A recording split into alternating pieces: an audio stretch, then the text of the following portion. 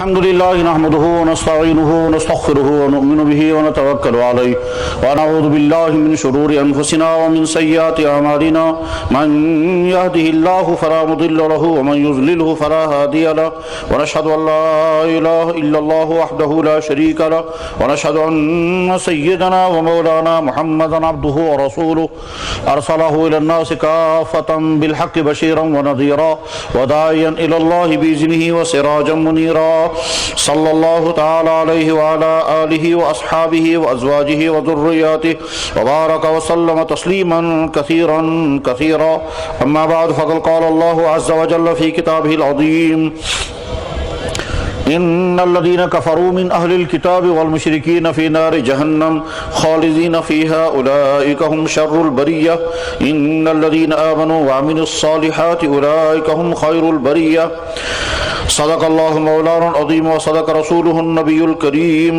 ونحن على ذلك لمن الشاهدين والشاكرين الحمد لله رب العالمين يا رب صل وسلم دائما أبدا على حبيبك خير الخلق كلهم مولاي صل وسلم دائما أبدا على حبيبك خير الخلق كلهم سلام على خير الأنام وسيدي حبيب إله العالمين محمد بشير نذير هاشمي مكرم عطوف رؤوف من يسمى بأحمد فيا رب صل وسلم دائما أبدا على حبيبك خير الخلق كلهم.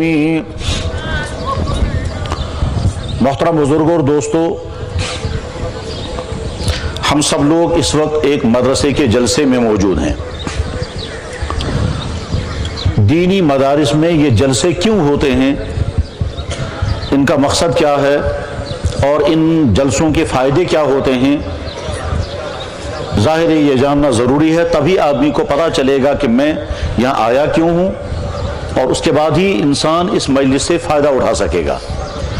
بلکہ اس سے پہلے ایک بات اور بھی ذہن میں رکھ لیں، اور وہ یہ کہ جیسے بیان کرنے والے شخص کو اپنی نیت صحیح کرنا ضروری ہے، ٹھیک اسی طرح سے بیان سننے والے لوگوں کو بھی اپنی نیت صحیح کرنا ضروری ہے. دین میں جو چند مشکل ترین کام ہیں، ان مشکل کاموں میں سے ایک مشکل کام ہے نیتوں کا صحیح ہونا. اور مزید مشکل اس وجہ سے بھی ہے کہ نیت کے درست ہونے کو مشکل آدمی سمجھ ہی نہیں پاتا. بکثرت ایسا ہوتا ہے کہ آدمی کی نیت صحیح نہیں ہوتی اور اسے پتہ بھی نہیں رہتا ہے کہ میری نیت صحیح ہے ہی نہیں. ایک بہت اچھا قاری بہت اچھی آواز میں قرآن کریم کی تلاوت کر رہا ہے، بظاہر خدشہ نہیں ہے کہ اس کی نیت فاسد ہوگی، لیکن ہو سکتا ہے کہ اس کے دل میں خیال آئے کہ سننے والے میری تعریف کریں گے، سننے والے کہیں گے کہ ایسا قرآن ہم نے سنا ہی نہیں. اس خیال کے بعد وہ اور اچھا پڑھنے کی کوشش کرتا ہے، تو ہو سکتا ہے اس خیال کی بنا پر اس کی تلاوت ریا میں آ جائے. سننے والے تو قرآن سن رہے ہیں مگر پڑھنے والے کے اندر ریا ہے.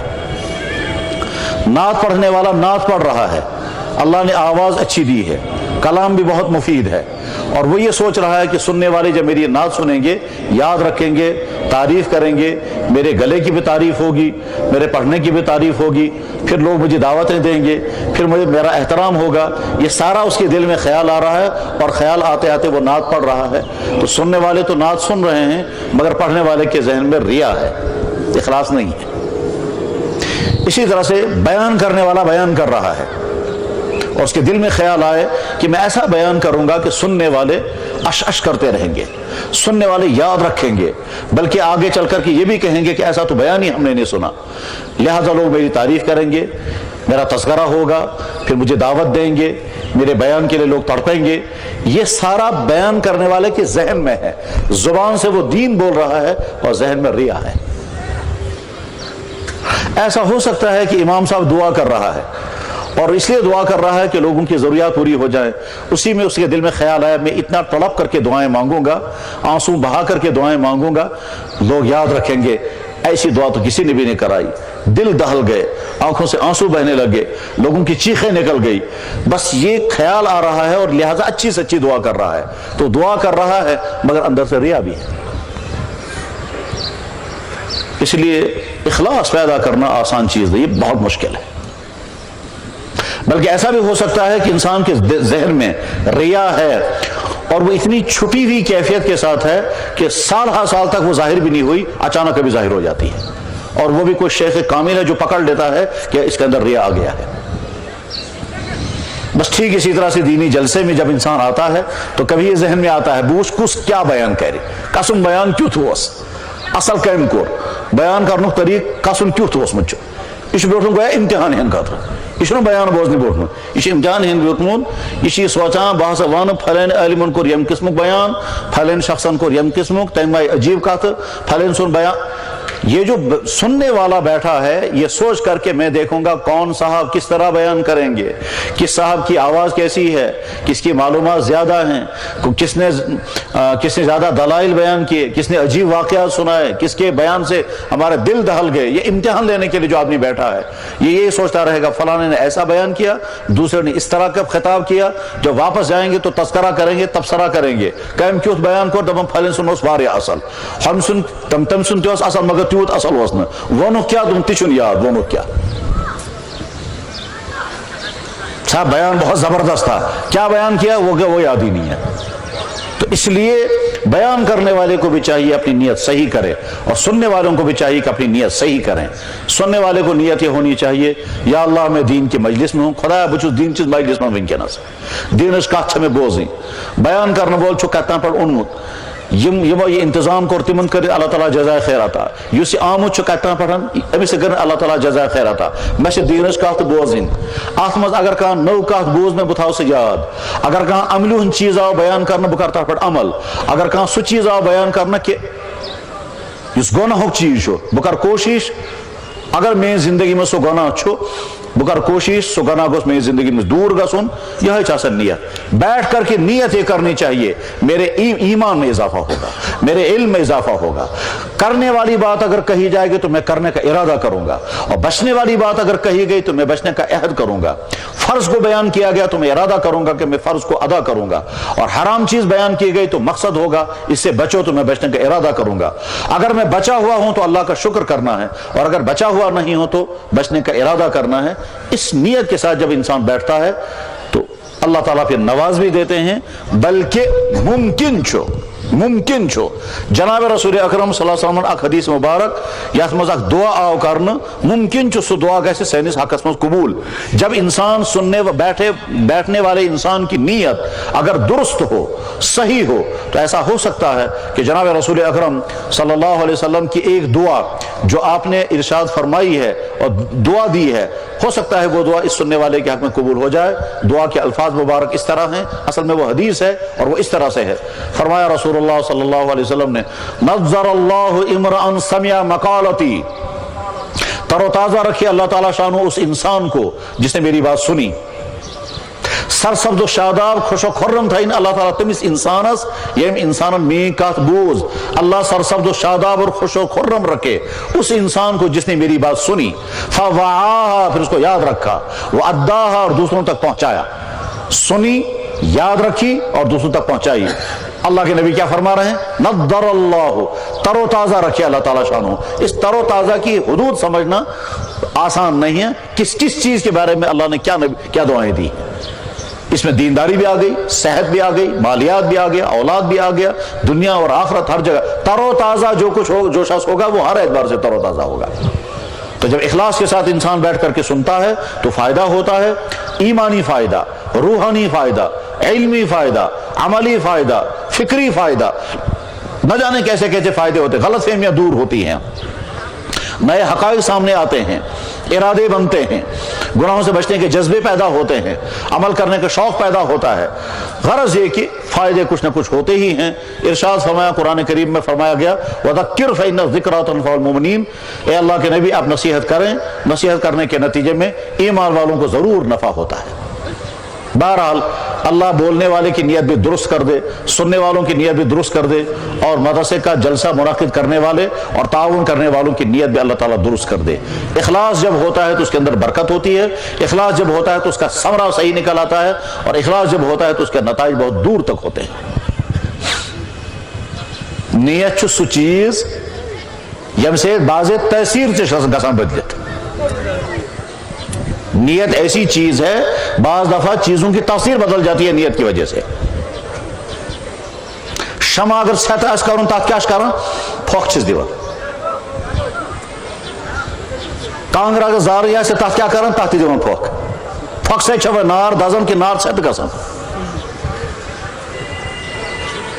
پھوک سے چھو نار دازن کی نار چھو سیت گسان. تو بس دازن تھی چھو سیت تھی گسان. یہ فرق کت کرن تو نیت. اگر نیت چھے زالنا تیل دیجے. اگر نیت چھے سیت کرنا تیل گس سیت. تو یہ سمجھ. پھونک مارنے سے آگ جلتی ہے یا بجھتی ہے؟ کہ نیت اگر بجھانے کی ہے تو پھونک سے آگ بجھ جائے گی، اور نیت اگر جلانے کی ہے تو پھونک سے آگ جل جاتی ہے. نیت سے فرق ہو جاتا ہے. ہوا وہی منہ کی ایک ہی ہے، تو ایک ہی منہ ہے.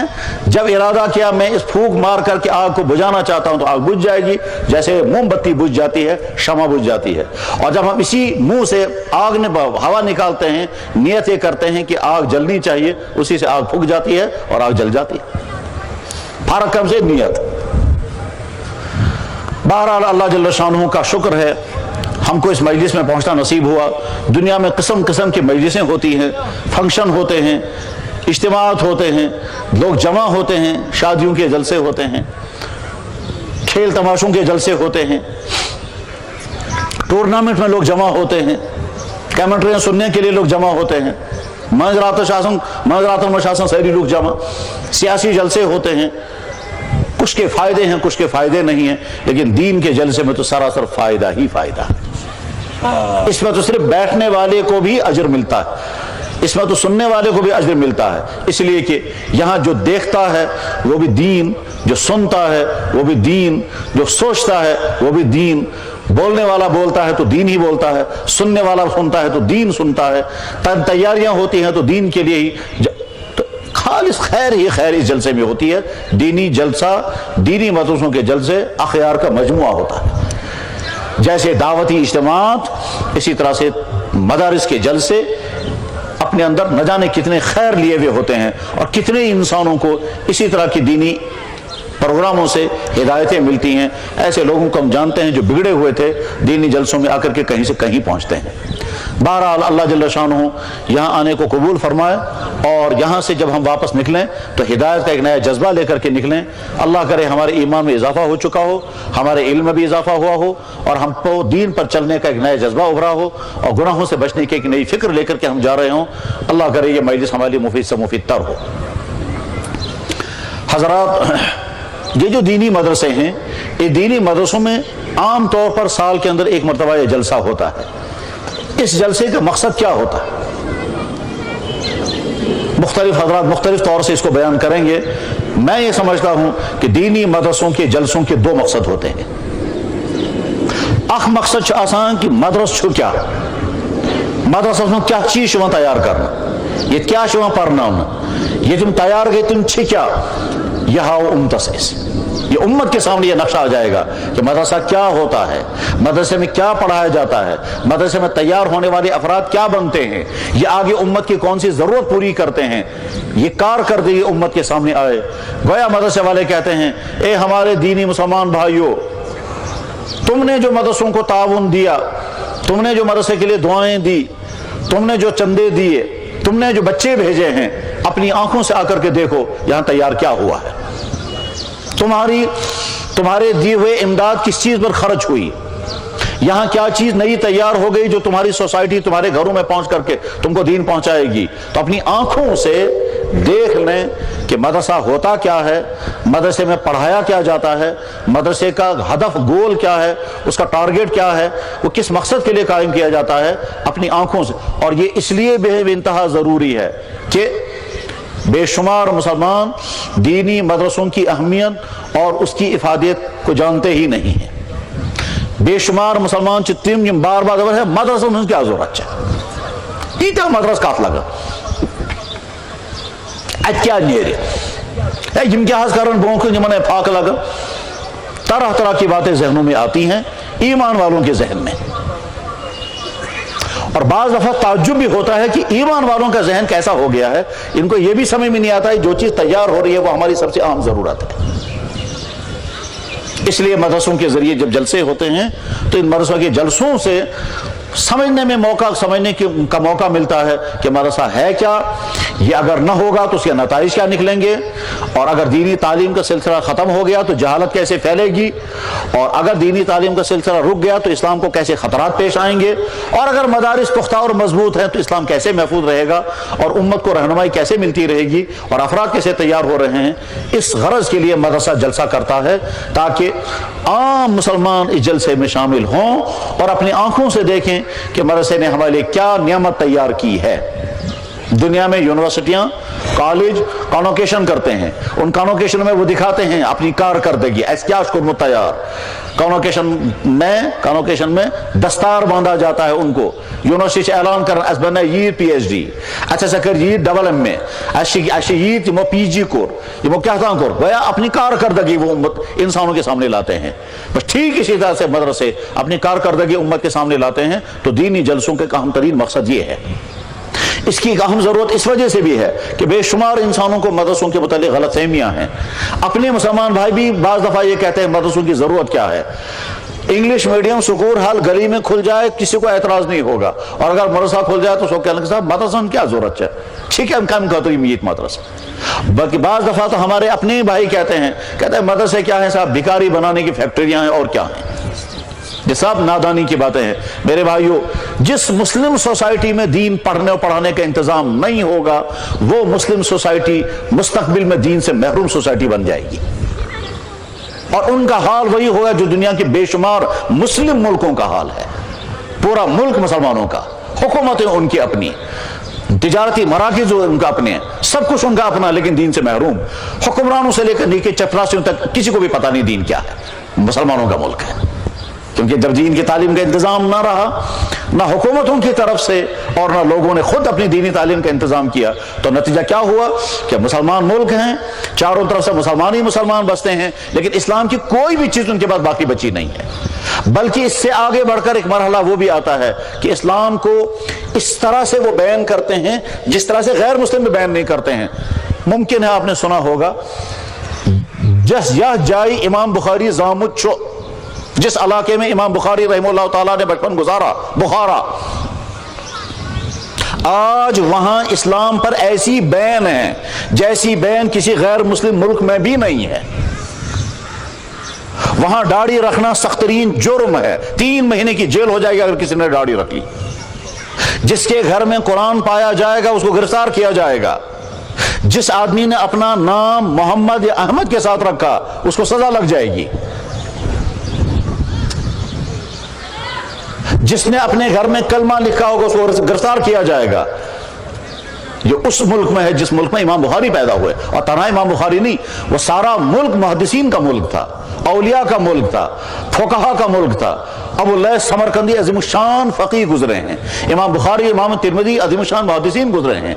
उस इलाके में बुखारा और समरकंद में, ताशकंद में, यानी उज़्बेकिस्तान और ताजिकिस्तान, ये सारा खित्ता इस वक्त ऐसी लपेट के अंदर है कि 99% मुसलमान हैं, लेकिन मुसलमानों का हाल ये है कि ऐसी पाबंदियां इस्लाम पर गैर मुस्लिम मुल्कों में नहीं है जैसी पाबंदियां उस मुसलमान सोसाइटी के अंदर है। बल्कि अभी 3 महीने पहले उन्होंने नया कानून बनाया कि आज के बाद जो बच्चे पैदा होंगे किसी बच्चे के नाम के साथ मोहम्मद और अहमद नहीं रहेगा। नौबत यहां तक पहुंचती है। जिस मिंबर पर, जिस मस्जिद में इमाम बुखारी रहमतुल्लाह ताला बुखारी पढ़ते और पढ़ाते थे, जिस मस्जिद में वो नमाज पढ़ते थे, उस मस्जिद में इस वक्त शराब पी जाती है। नौजवान लड़के और लड़कियां शराब की बोतलें लेकर अंदर जाते हैं और वो तफरीह के घर से अंदर पहुंचते हैं, फिर वहीं बैठ कर शराब पीते हैं। तो दीनी मदारिस दर हकीकत इसलिए हैं ताकि उम्मत के अंदर दीनी तालीम जब होगी तो इनका इल्म होगा, ये कुरान को समझेंगे, कुरान को पढ़ेंगे, कुरान को फैलाएंगे, ये हदीस पाक को बराह रास्त पढ़ेंगे। उसके नतीजे में इनकी ज़िंदगी सुन्नतों के मुताबिक ढलेगी। इस्लाम के जितने शोबे हैं वो सारे के सारे शोबे जिंदा हो जाएंगे जब दीनी तालीम मुकम्मल तौर पर होगी। हमारे बहुत सारे स्कूल वाले ये समझते हैं कि इस तरह से दीनी तालीम पढ़ना क्या सा कुरान शरीफ से पढ़ना ना, जरा कुरान لیکن کتنا سادہ ہے وہ مسلمان جو یہ سمجھتا ہے کہ نازا قرآن ہم نے پڑھایا، تعلیم نظام پڑھائی تو ہم نے دین کی تعلیم کا حق ادا کر دیا۔ کیا اسلامی علم اتنا ہی ہے؟ دنیا میں تو کسی مذہب کے پاس اتنے علوم نہیں ہیں جتنے علوم اسلام کے پاس ہیں۔ یہاں تو ایک ایک شعبے کے لیے الگ الگ علم ہے۔ دنیا میں کسی قوم کے پاس اپنی کتاب کو صحیح پڑھنے کے لیے کوئی علم نہیں ہے۔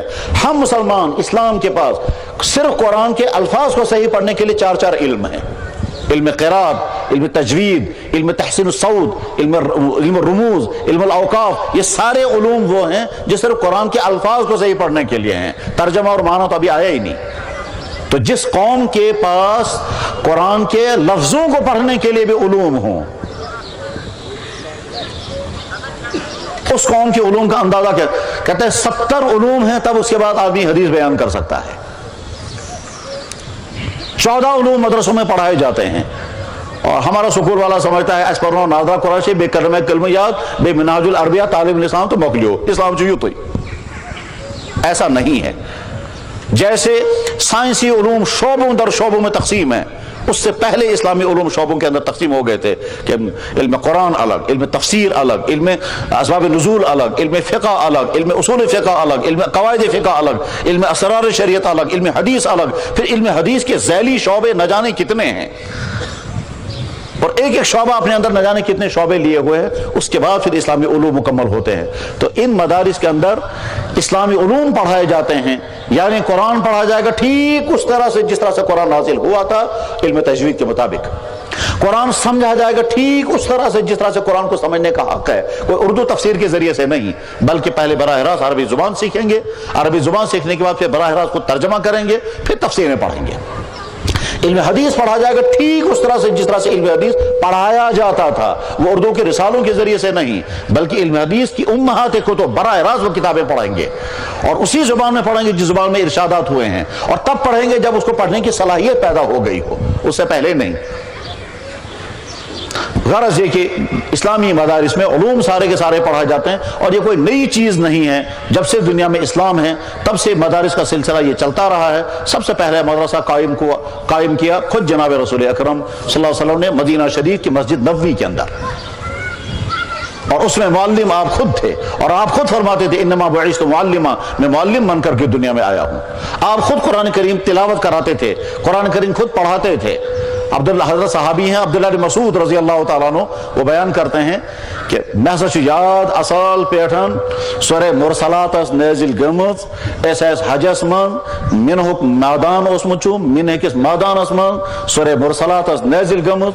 جناب رسول اکرم صلی اللہ علیہ وسلم ٲسۍ تشریف فرما أکِس گۄپھِ منٛز، بہٕ سپدیوس حٲضر، حضرتو فرمو کہ سورہ مرسلات چھِ نازل گٔمٕژ، وَلہٕ بہٕ پرناوَتھ، وَلہٕ بہٕ کرناوَے یاد۔ عبداللہ بن مسعود رضی اللہ عنہ کہتے ہیں کہ ہم مینا میں حج کے اندر تھے، سورہ مرسلات نازل ہوئی، اللہ کے نبی علیہ السلام مینا کی غار کے اندر تشریف فرما تھے، میں حاضر خدمت ہوا، حضرت نے ارشاد فرمایا آؤ میں تمہیں سورہ مرسلات یاد کراؤں گا جو آج ہی نازل ہوئی ہے۔ پھر آپ نے سورہ مرسلات کی تلاوت کی، والمرسلات عرفا فالعاصفات عصفا فالفارقات فرقا فالملقیات ذکرا۔ عبداللہ بن مسعود کہتے ہیں آج بھی میں زبان مبارک کی وہ حلاوت جب آپ تلاوت کر رہے تھے اور آپ کے ہونٹوں کے وہ نقوش اس وقت میرے نظروں میں ہیں۔ اور اس کے بعد عبداللہ بن مسعود رضی اللہ تعالیٰ نے اپنے کئی شاگردوں سے کہا میں نے سورہ مرسلات مینا کے غار میں پڑھی ہے اور وہیں میں نے سیکھی تھی، تم بھی میرے ساتھ آنا، وہیں مینا کے غار میں تم کو سورہ مرسلات پڑھاؤں گا۔ اور امام بخاری رحمہ اللہ تعالیٰ استاد چکا حفظ، امام بخاری کے استاد کا نام ہے حفظ، حفظ کے والد کا نام ہے غیاث۔ غیاث اپنے بیٹے حفظ کو کہتا ہے بیٹا قرآن تمہارا مکمل ہونے والا ہے، ناظرہ قرآن تم نے مجھ سے پڑھ لیا، سورہ مرسلات میں نہیں پڑھاؤں گا، ہم حج کرنے جائیں گے مینا کے اسی غار میں لے جاؤں گا اور وہاں پہ تمہیں سورہ مرسلات یاد کراؤں گا، جس غار کے اندر یہ سورت نازل ہوئی تھی وہیں وہ پڑھاؤں گا۔ چنانچہ امام بخاری کے استاد حفظ کہتے ہیں میں نے سورہ مرسلات اپنے والد غیاث سے اسی غار کے اندر جا کر کے سیکھی ہے جس غار کے اندر یہ سورہ مرسلات نازل ہوئی تھی۔ تو جناب رسول اکرم صلی اللہ علیہ وسلم خود معلم تھے۔ آپ علیہ السلام کے بعد حضرات صحابہ نے سلسلہ شروع کیا۔ حضرت عمر بن خطاب رضی اللہ تعالیٰ عنہ ان کے حالات زندگی میں لکھا ہے کہ ایک مرتبہ فوج کے کمانڈر کو انہیں اطلاع بھیجی تم صرف اگلے ملکوں میں اسلام پھیلانے کے کام میں لگے ہوئے ہو، یقیناً عظیم الشان کام ہے، مگر ایسا نہ ہو تم فوج کے اندر تعلیم پڑھنے اور پڑھانے کا سلسلہ ختم ہو جائے، لہٰذا ایک طرف سے تم اگلے ملکوں میں اسلام پھیلا رہے ہو، ساتھ میں فوج کے اندر دینی تعلیم کا انتظام بھی کرو، اور مجھے جلد سے جلد اطلاع کر دو کتنے حافظ تیار کیے۔ حضرت سعد بن ابی وقاص رضی اللہ تعالیٰ عنہ نے 1 سال کے بعد 900 حافظوں کی لسٹ بھیج دی کہ حضرت اس 1 سال کے اندر ہمارے فوج میں 900 حافظ تیار ہو گئے۔ حالانکہ اس میں تھی جہاد اسمس بےقاعدے یا پھر عراق کے ملکوں میں علاقوں میں اسلام پھیل رہا ہے۔ حضرت سعد بن وقاص رضی اللہ تعالیٰ عنہ کمانڈر تھے فوج کے، فاتح ایران انہیں کہا جاتا ہے، ان کو حضرت امیر المومنین نے خط لکھا تھا ایسا نہ ہو کہ تم صرف دوسروں کو کلمہ پڑھانے میں لگ جاؤ اور اپنی تعلیم ختم ہو جائے، اس لیے مجھے اطلاع کر دو کتنے لوگوں نے قرآن پڑھا کتنا۔ تو 1 سال کے بعد انہوں نے لسٹ بھیجی، حضرت 900 حافظ تیار ہو گئے فوج کے اندر۔ بہرحال سلسلہ اسلام آگے بڑھتا گیا، جہاں جہاں جن ملکوں میں اسلام پہنچا ان ملکوں میں دینی مدارس بھی قائم ہوتے گئے اور دین کی تعلیم کا سلسلہ آگے چلا۔ ہندوستان اور پاکستان میں جب اسلام داخل ہوا ہے تو اسلام کے داخل ہونے کے ساتھ ساتھ مدارس بھی قائم ہوئے، ان کی بڑی لمبی تاریخ ہے، مجھے اس تاریخ کی طرف نہیں جانا ہے۔ خود یہاں کشمیر میں یہ کشیر مسجد اسلام آمدچو گنک انسان یم یہ کشیر مد اسلام اورمدچو تمس اس ناو عبد الرحمن بلبل رحمت اللہ علیہ، چائنا سے ایک انسان جو سید زادہ تھا وہ یہاں کشمیر میں داخل ہوا۔ یہ تھا اس کشیر مد تمیز اکثریت ہندن ہنز سربراہ اس مچو بدھ انسان سربراہ ہے کشمیر کا، اکثریت ہندوؤں کی ہے۔ یہ سربراہ مملکت اب سوچنا ہو رنچن، اور پہلا شخص جو کشمیر میں داخل ہوا اسلام لے کر، تم برونٹ آسان آمد واریاہ آسان آمد تہ پتہ، مگر تم برونٹ یم آمد تم بزنس کرنے خاطر، تم شاید چکر کرنے خاطر، مگر باقاعدہ اسلام کی دعوت لے کر آنے والا پہلا شخص عبد الرحمن بلبل، اور وہ چائنا سے آیا تھا، سید زادہ تھے وہ۔ انہوں نے سوچا پورے ہندوستان میں اسلام پھیلیومت، پورے ہندوستان میں کئی سو سال ہو چکے تھے اسلام کو، پورے پاکستان میں کئی سو سال ہو چکے تھے اسلام کو، اس وقت ہندوستان اور پاکستان نہیں تھا، اس وقت یہ بر صغیر تھا، لیکن یہ بیچ کا کشمیر جو ہے وہ اسلام سے محروم تھا۔ عبد الرحمن بلبل رحمت اللہ علیہ پہلا انسان کشمیر میں داخل ہوا، اور اس نے سوچا سب سے پہلے میں یہاں کے بادشاہ کو اسلام کی دعوت دوں گا۔ چنانچہ بادشاہ تھا رنچن، عبد الرحمن بلبل مسافر انسان، لنگویج گیپ الگ، پردیسی الگ، کھانے کا انتظام نہیں، سواری کا انتظام نہیں، اللہ جانے کس طرح سے اس خدا کے بندے نے سفر کیا، ان پہاڑوں کے کس طرح سے کراس کیا، راستے میں کھانا اسے ملا یا نہیں ملا، اور کس طرح سے اس سے نگر شہر پہنچا۔ معلومات کرتے کرتے اسے پتا چلا فلاں جگہ بادشاہ رہتے ہیں، اسے سوچا کہ وہیں قریب میں رات گزاروں گا، چنانچہ دریائے جہلم کے کنارے پر ایک چٹان پر بیٹھ کر اس نے ساری رات عبادت کی، ساری رات وہ سجدے کرتے رہے، یا اللہ بتراوے پرون ڈک سے بروٹ کن امنیت یس ملکس مز گوس اسلام زندہ گسن۔ پوری رات اس نے عبادت کی ہے، آنسو بہاتے رہے اس پتھر پر، ٹھنڈ الگ تھی، ساتھ میں دریا بہ رہا تھا، دریائے جہلم کس بٹھس پہ تم پور رات گزارمز قیامس مز رکوعس مز تو سجدن مز، پور رات اس وقت دعا کرا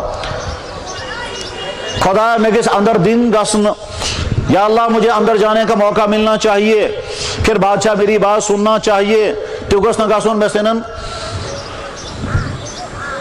فجر نماز کا وقت جب ہو گیا تو اس نے سوچا میں اذان پڑھتا ہوں، چاہے فجر کی اذان اس نے پڑھنی شروع کی۔ یہ پہلی اذان تھی جو باقاعدہ کشمیر کے کفرستان میں پڑھی گئی۔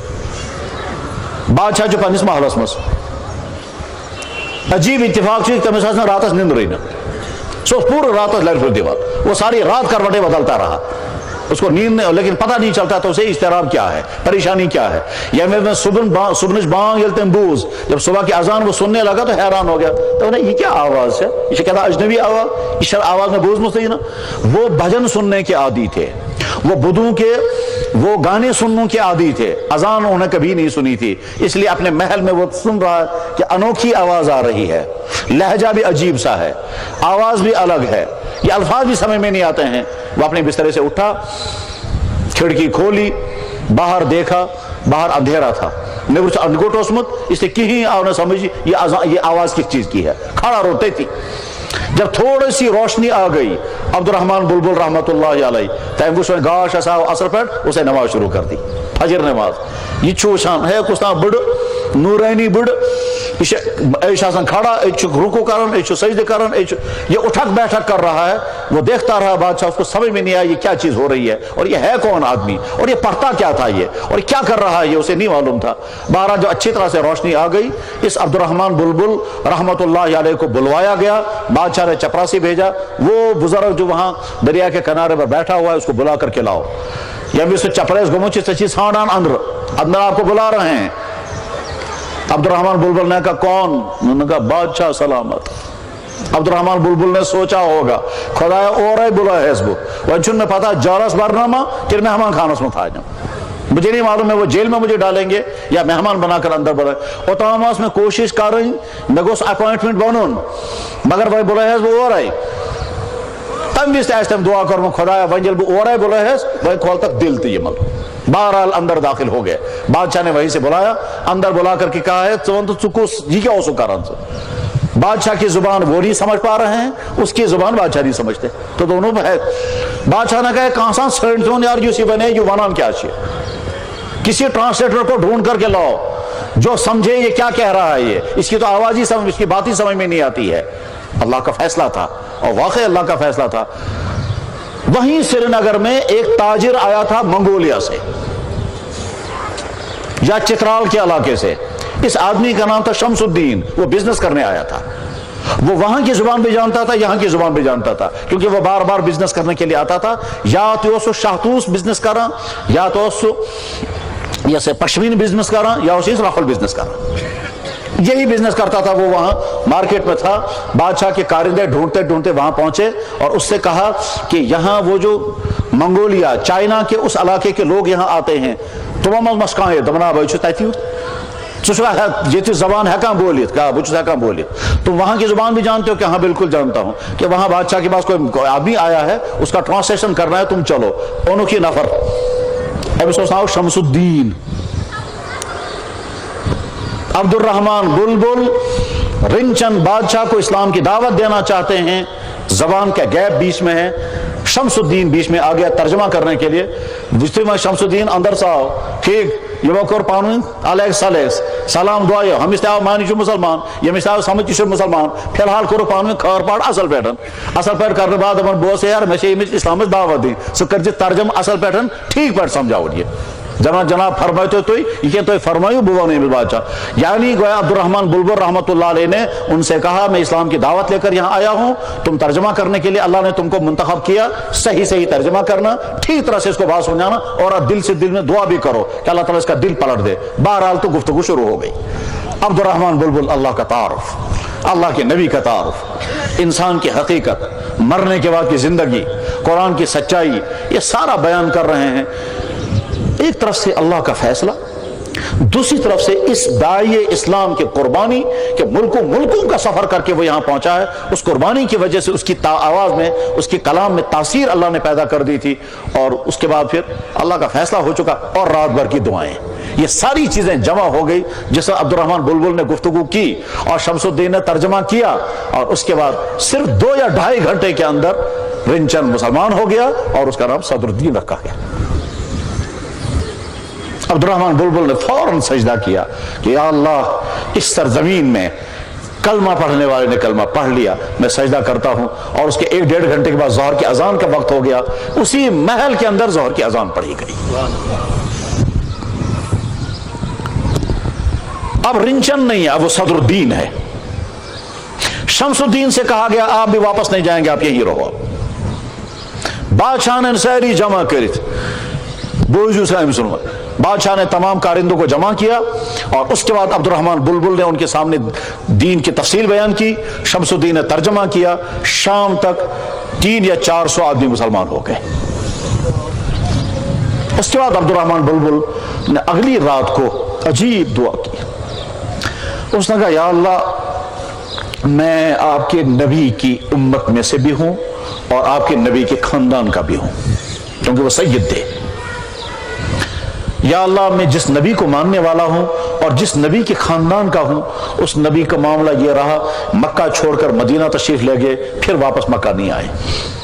اور جب مکہ فتح ہو گیا پھر بھی آپ نے طے کیا کہ اب میں مکے میں نہیں رہوں گا, میرا مرنا اور جینا مدینے والوں کے ساتھ ہے. میں بھی یہاں آیا ہوں میرا مرنا اور جینا انہی کشمیریوں کے ساتھ، میں بھی اب واپس نہیں جاؤں گا، میں جس نبی کا خاندان کا فرد ہوں اس نبی کی قبر مبارک مدینے میں، میری قبر بھی اسی کشمیر میں بننی چاہیے۔ چنانچہ عبد الرحمن بلبل واپس نہیں گئے اور کچھ عرصہ زندہ رہے، اور اس کے بعد پھر اسی سری نگر کے اسی جگہ پر وہ وفات پا گئے، اور وہیں وہ دفن ہے آج تک۔ اس جگہ کو کہتے ہیں بلبل لنگر، اس کی قبر مبارک وہی ہے۔ عبد الرحمن بلبل رحمۃ اللہ علیہ جب اس کے ہاتھ پر وہ بادشاہ مسلمان ہوا تو بادشاہ نے کہا جناب اب کیا حکم ہے؟ کہ حکم کچھ نہیں ہے، ہم کشمیر کے لوگوں کے گھروں میں جا کر کے ان کو اسلام کی دعوت دیں گے۔ بادشاہ نے کہا تو پھر سپیر کا گھر پت گھر بدھ میں ایسا گھر پت گھر پھیرنا مانک ساری کوشر جمع کری جیتی بنن مسلمان، اور جس نے بانی مسلمان سو بڑھاون۔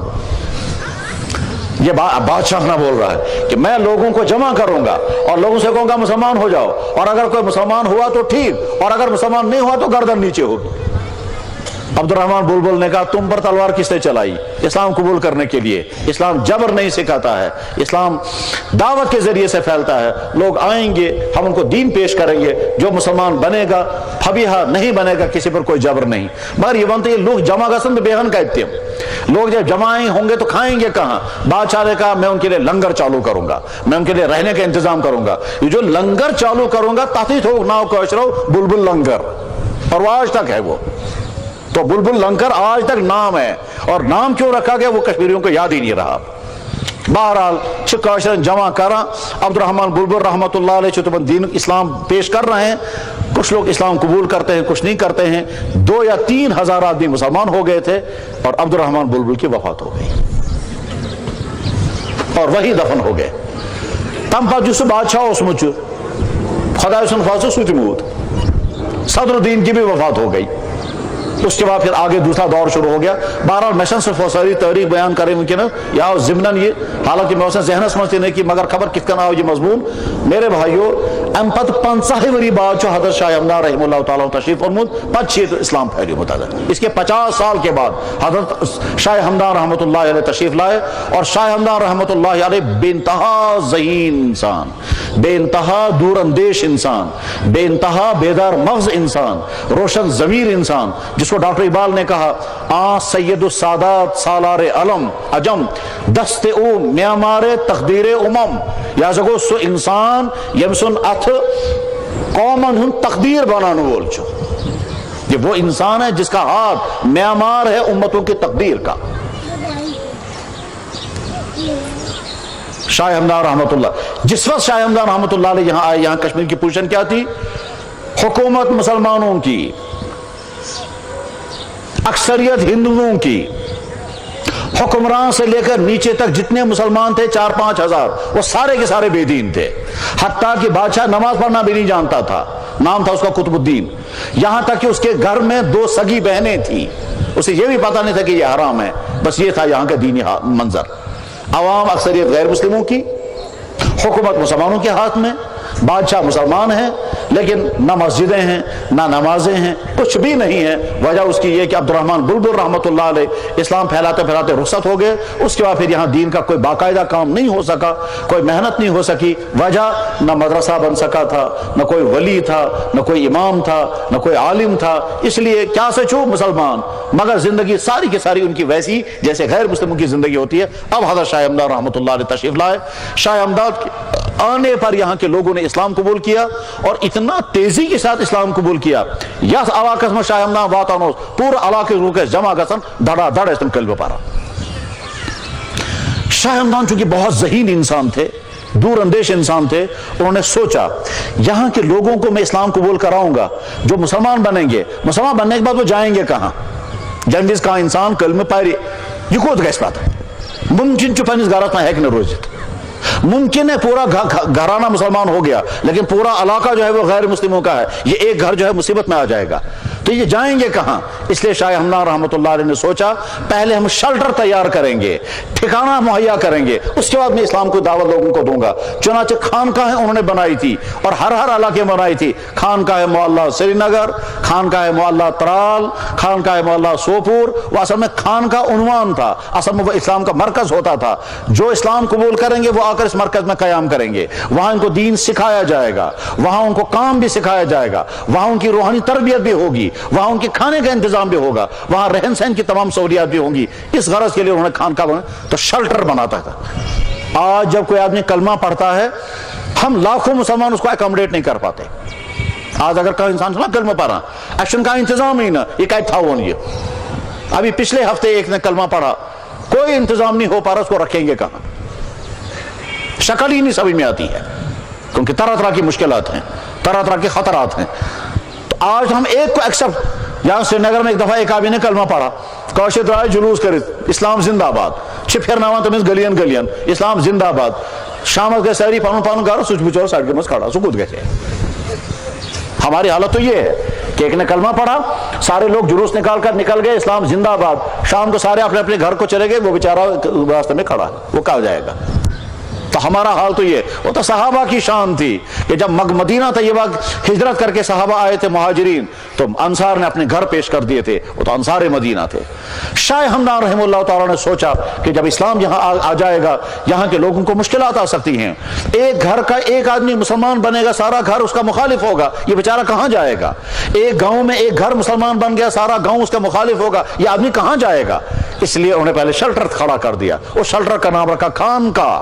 تو خانقاہ معلیٰ، لوگوں کو وہیں جمع کرنا، کلمہ پڑھانا۔ کشمیر کی تاریخ لکھنے والے لکھتے ہیں کیا سجی من یہیں چھ ذیل میں کہتے خانقاہ معلیٰ واللہ والا ہمیشہ صحیح کرنا مگر لکھن چھ کتابوں میں تھی پڑھا خبر تو اتباعی چھو بوزمتی۔ بہرحال شاہ ہمدان رحمہ اللہ تعالیٰ نے جب یہاں اسلام کی دعوت کا کام کیا تو سب سے پہلے بادشاہ سے ملاقات کی۔ بادشاہ اس میں مسلمان تم اس پہ گوڑنتی فکر یہ ماں میں حکومت چھیننے خطر، حکمرانوں کو ہمیشہ یہی فکر رہتا ہے کوئی ہماری حکومت کو اتنا چھیڑے۔ بادشاہ کو فکر پڑ گیا یہ کہیں کا بزرگ آیا ہے، یہ کہیں میری حکومت نہ چھین لے۔ پیچھے سے شاہی خاندان کے تھے، وہ عالی شان خاندان تھا ان کا، تو اس لیے ادھر سے امیر تیمور نے ان کو پریشان بھی کیا تھا وہاں اپنے علاقے میں۔ بالا شاہ ہمدان رحمہ اللہ تعالیٰ نے کہا بشس آمد کی ون خاطر کہ حکومت راؤ، میں تم سے حکومت چھیننے نہیں آیا، میں آیا ہوں اس لیے تاکہ اس پورے خطے کے اندر اسلام پھیل جائے۔ عقل مندی غور کریں، عقل مند کوتا اس میں چسو انسان، کتنی سمجھداری تھی اللہ نے اتھا۔ عبد الرحمن بلبل اسلام لے کر یہاں آئے ہیں، وہ حنفی تھے۔ شاہ ہمدان رحمہ اللہ تعالیٰ شافعی تھے۔ شاہ ہمدان رحمہ اللہ تعالیٰ نے سوچا اگر میں ان لوگوں کو کہوں گا کلمہ کو پڑھو مسلمان بنو شافعی بن جاؤ، کچھ لوگ حنفی ہوں گے کچھ لوگ شافعی ہوں گے، یہ ٹکرا جائیں گے آپس میں۔ حنفی کہیں گے یہ موقع کہتا نوعیت شروع اس دماغ نہیں چلتا، شافعی ونن اشم بزرگ سیت موجود امپرین چشمت غلط، تو حنفی شافعی کا ٹکراؤ شروع ہو جائے گا۔ اس لیے امام شاہ ہمدان رحمہ اللہ تعالیٰ نے لوگوں کو کلمہ پڑھایا، لوگ مسلمان ہوتے گئے، اور جب وہ پوچھتے تھے حضرت ہم کیا کریں گے، فرماتے تھے حنفی بنو، کیونکہ اسلام حنفیت کے ذریعے سے آیا۔ انہوں نے سوچا مسئلہ کی ٹکراؤ میں امت مبتلا ہو جائے گی، اسلام رو تتی یہ ماسن ونن شافعی چ غلط، حنفی اس ونن شافعی غلط، شافعی اس ونن حنفی چ غلط۔ گویا کشمیری حنفی ایک شافعی کے ذریعے سے حنفی بنے ہیں، اور وجہ اس کی یہ کہ اس سے پہلے جو بزرگ اسلام لے کر کے آئے تھے عبد الرحمن بلبل، وہ چونکہ حنفی تھے، حنفی مسلک تھے حق، شافعی مسلک تھے حق، حنبلی مسلک حق، مسلک سری حق۔ مگر شاہ ہمدان رحمہ اللہ تعالیٰ نے یہ نہیں سوچا یا مسلک بچس یم گے ساری تاتی باتس بڑھ، نہیں، انہوں نے سوچا میں اپنے مسلک کی طرف اگر دعوت دوں گا یا ان کا انتشار ہو جائے گا۔ اسی لیے شاہ ہمدان رحمہ اللہ تعالیٰ اپنی نماز جب پڑھتے تھے تو لوگوں کے سامنے نہیں پڑھتے تھے، یم گے کنفیوز گسن یہ وہ رفع دین کر یہ منن ہے یہ کیا نماز ایسے ہم کرنو تھے آستانیت۔ یہ شاہ ہمدان کی ذہانت کی بات تھی۔ اور بادشاہ کو جب پھر شک ہو گیا کہ شاید میرا دین چھیننے کے لیے آئے، تو شاہ ہمدان رحمہ اللہ تعالیٰ نے فرمایا دین نہیں سکر تو پانو پان گون ٹھیک پر بھائی ٹھیک میں کیا تم اپنے آپ کو ٹھیک کرو جناب، میرے اندر کیا ہے کہ پہلا جرم یہ ہے کہ تیرے نکاح میں 2 سگی بہنیں ہیں، یہ تو قرآن میں حرام ہے، یہ وان تجمعوا بین الاختین تم نے میں چناتا ہوں وہ متی کیس اچھا کو تمس کس ونے یہ علم اوسی کا نہ شو مدرسہ اوسمت نہ کان علم نہ دین زان نہ وول کوئی چنوسمت کس ونے بہرحال شاہ ہمدان رحمہ اللہ تعالیٰ کے ذریعے سے لوگ مسلمان ہوئے، اور اس کے بعد پھر مدرسے قائم ہونا شروع ہو گئے. پھر بڑے بڑے محدث جمال الدین بخاری، محدث کمال الدین بخاری، خود شاہ ہمدان رحمہ اللہ تعالیٰ، بس اس کے بعد مدرسے بھی بنے، عالم پیدا ہوئے، قاری پیدا ہوئے. اخ مدرس کرا قائم سری نگرس میں تھا ایک ناوی مدرسہ دارالقراءت، تک مطلب صرف قراءت یوان پرناؤ. مدرس کو قائم سری نگرس میں تک نام مدرسہ العروۃ الوثقی. عروۃ الوثقی قرآن کا لفظ ہے. ایک جائے کو مدرس قائم تک نام بادشاہ سے مدرسہ قطب الدین پورا.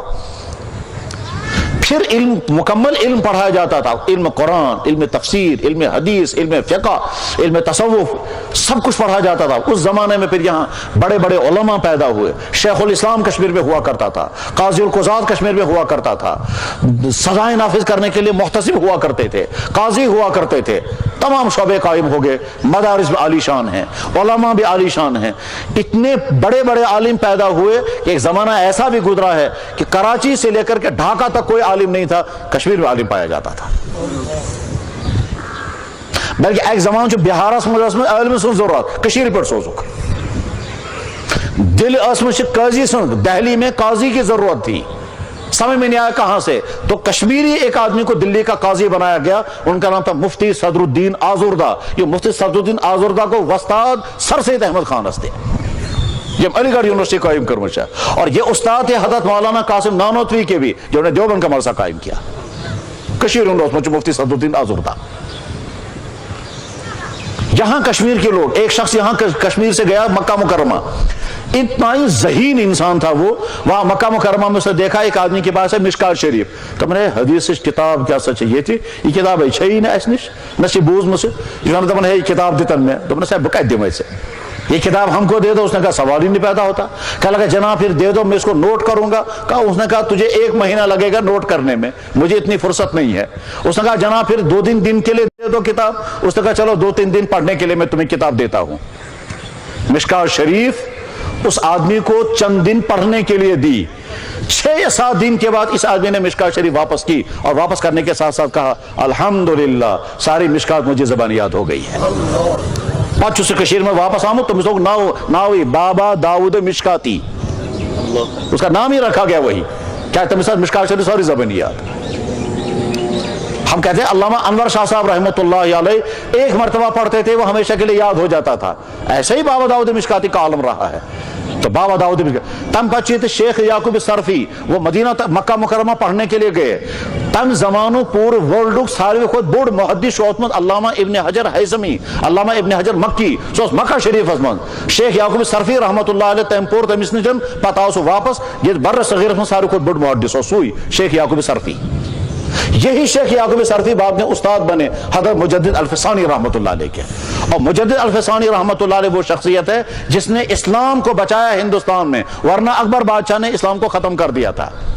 تو اکبر بادشاہ نے کہا تھا اسلام نعوذ باللہ من ذالک کا کنڈم، اسلام نعوذ باللہ من ذالک کا کینسل، اب آج کے بعد میرا دین یہاں چلے گا. تم تھا پنس دینس ناو دین اکبری.